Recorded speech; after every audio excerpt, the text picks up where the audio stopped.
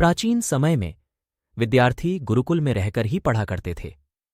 बच्चे को शिक्षा ग्रहण करने के लिए गुरुकुल में भेजा जाता था। बच्चे गुरुकुल में गुरु के सानिध्य में आश्रम की देखभाल किया करते थे और अध्ययन भी किया करते थे। वृद्धराज को भी सभी की तरह गुरुकुल भेज दिया गया। वहां आश्रम में अपने साथियों के साथ घुलने मिलने लगा, लेकिन वह पढ़ने में बहुत ही कमजोर था। गुरुजी की कोई भी बात उसके बहुत कम समझ में आती थी। इस कारण सभी के बीच वह उपहास का कारण बनता है। उसके सारे साथी अगली कक्षा में चले गए, लेकिन वो आगे नहीं बढ़ पाया।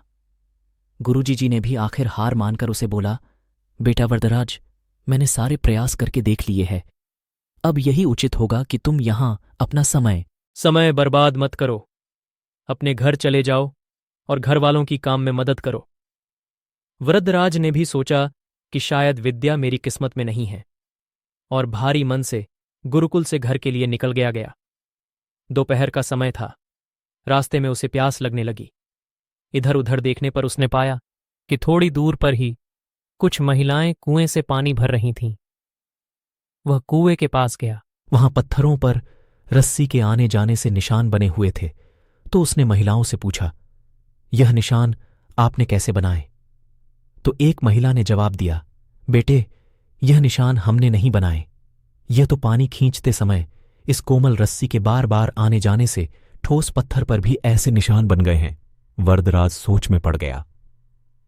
उसने विचार किया कि जब एक कोमल से रस्सी के बार बार आने जाने से एक ठोस पत्थर पर गहरे निशान बन सकते हैं, तो निरंतर अभ्यास से मैं विद्या ग्रहण क्यों नहीं कर सकता? वृद्धराज ढेर सारे उत्साह के साथ वापस गुरुकुल आया और अथक कड़ी मेहनत की। गुरुजी ने भी खुश होकर भरपूर सहयोग किया। कुछ ही सालों बाद यही मंदबुद्धि बालक वरदराज आगे चलकर संस्कृत व्याकरण का महान विद्वान बना। इस कहानी से शिक्षा, दोस्तों, अभ्यास की शक्ति का तो कहना ही क्या है। यह आपके हर सपने को पूरा करेगी।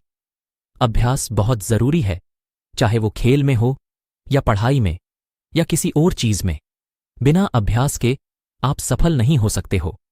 अगर आप बिना अभ्यास के केवल किस्मत के भरोसे बैठे रहोगे, तो आखिर में आपको पछतावे के सिवा और कुछ हाथ नहीं लगेगा। इसलिए अभ्यास के साथ धैर्य, परिश्रम और लगन रखकर आप अपनी मंजिल को पाने के लिए जुट जाएं।